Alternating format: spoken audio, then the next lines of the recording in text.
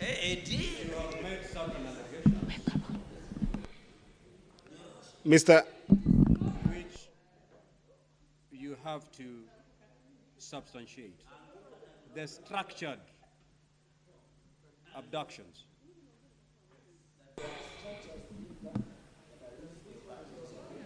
Mr. Speaker, Mr. Speaker, Mr. Speaker, I was very clear about the document which is a resource of this House that has gone to the President.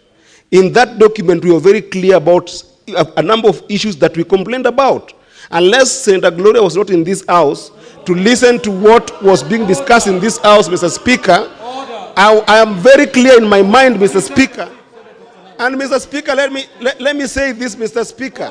Maybe Senator Gloria is comfortable because any of her family members have never been abducted. But abduction of young people in this country must stop. And they happen within the structure of security in this country as well as outside the structure of this country. You might make noise as much as you want, but I can assure you that one day your own family member or your own relative will be abducted and you won't be sitting pretty. We must stop the abduction of young people in this country. It must stop. Senator Eddy. Order, honorable Senator. Senator Eddy. Order, Senator Fernandez, take your seat. Now, order, Senator Joyce Correct. Order, honorable Senator. This is the House. Senator Eddy, you are supposed to address the chair, not your colleagues. You've been called upon to substantiate an allegation that you've made.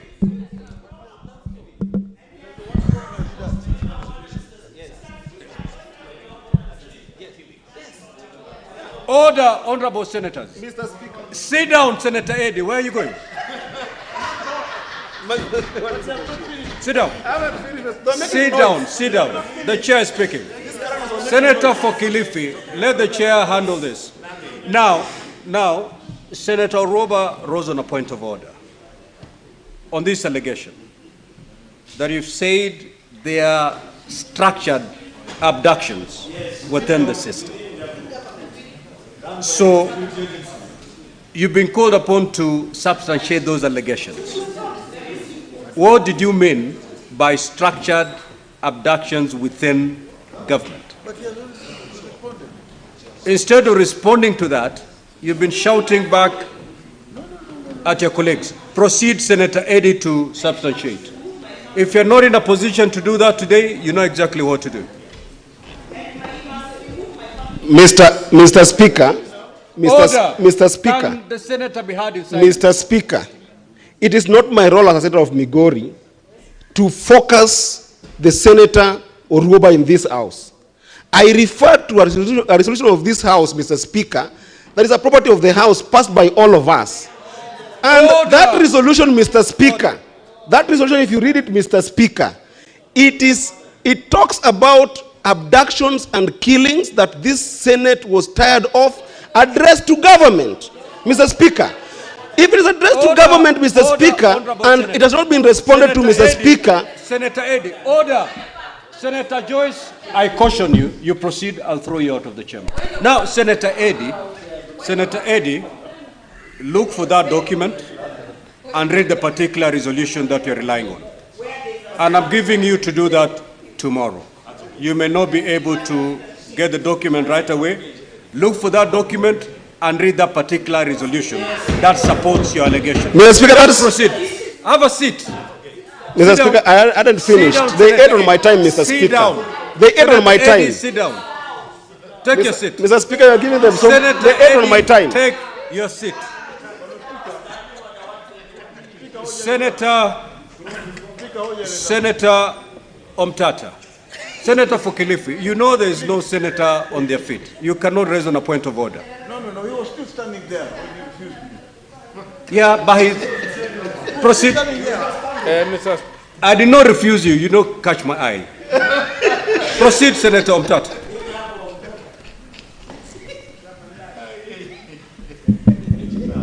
Mr. Speaker, sir, thank you for the opportunity. The question of abductions It's a very serious question. Kenya is a republic, a government of law, and we have got institutions that have been mandated to take care of the security of the citizen. And these institutions are basically, in terms of civilian order, the police.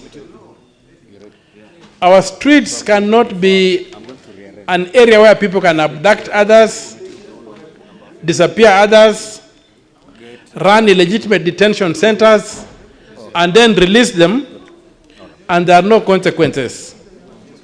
When these people are released, Mr. Speaker, sir, I have not heard of any incident whereby the abductees have been guaranteed security and the government security apparatus summoned them to a debriefing to try and identify where they were being held and why they were being held.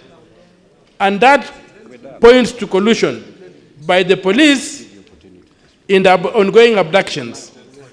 To make matters worse, Mr. Speaker, sir, it's a matter of fact that the capacity of the police to investigate this kind of activities, if at all they involve the police forces, has greatly been eroded. And this was done deliberately under the last command of Inspector General Koome, whereby officers who are trained to deal with this kind of matters and who are housed at the internal affairs internal affairs unit of the National Police Service were systematically transferred out of station.